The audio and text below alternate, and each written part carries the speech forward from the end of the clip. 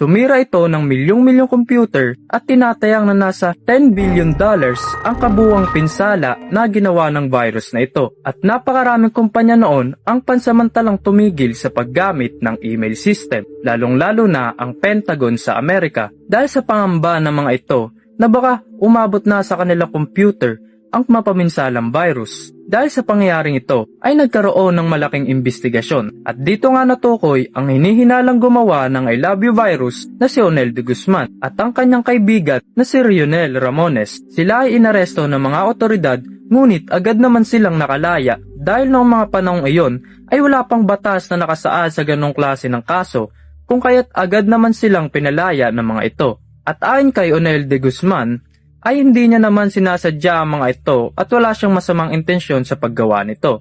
At ang I Love You virus ay kinikilala bilang ang pinakamapaminsalang computer virus sa kasaysayan.